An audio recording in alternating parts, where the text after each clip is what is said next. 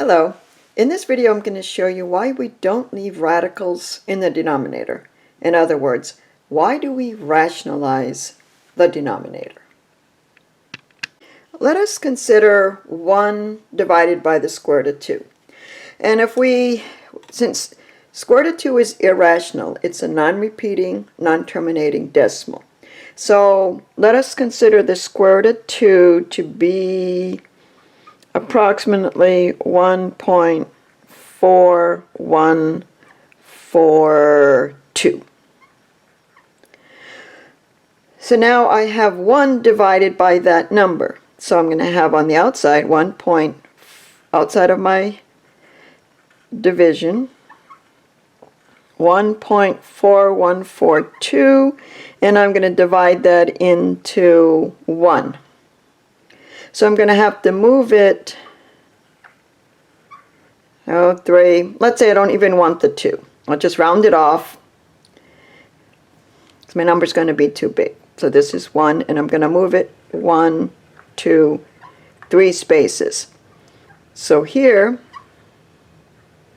I'm going to move this 1, 2, 3 spaces. And if I want my answer rounded to the nearest thousandths place, then I'm also going to have to put on some more zeros so I can go ahead and divide.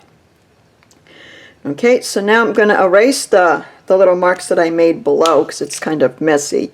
But now I'm going to divide 1,414, and realize since I dropped the 2, I was introducing some error, and I'm going to divide that into this number here.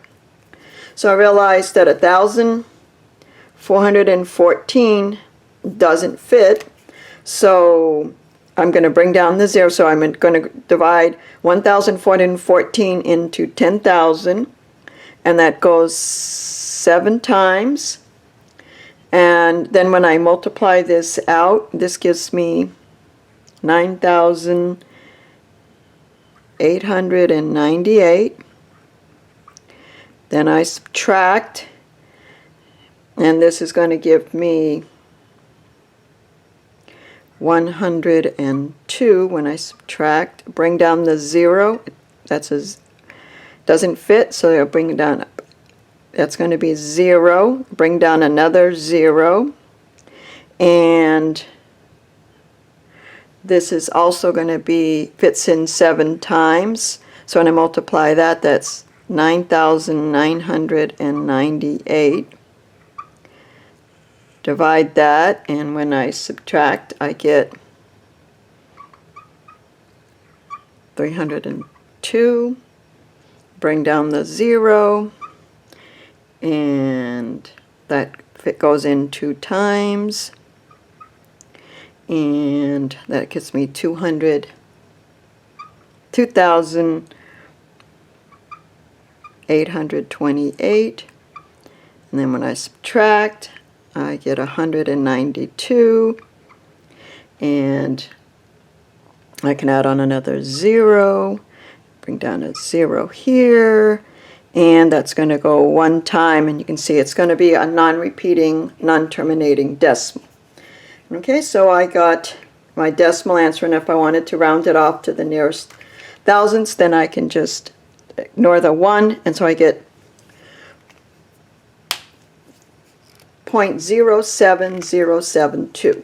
However, if I rationalized my denominator,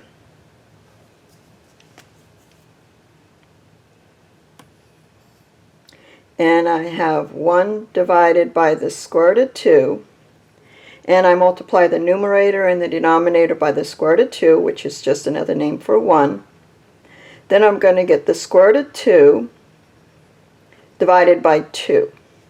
So my square root of 2 is 1.4142. Divide that by 2. 2 goes into 1, 0, but 2 goes into 14, or 1.47 times. That's 14.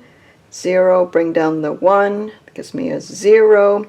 bring down the 4, that's a 7, and that gives me 0, 1, 4, and that's a 0, and I'll bring down the 2, and this gives me a 1.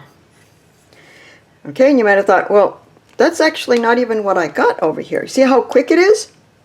But it's not the same answer. You can check with your calculator to see which one is more accurate, but this answer here is actually more accurate, and the reason for that is because, remember back over here at the beginning, I dropped the 2 because I didn't want to divide by it because it was too long, and it actually gave me, you can see the error that it introduced in my answer. So when we rationalized,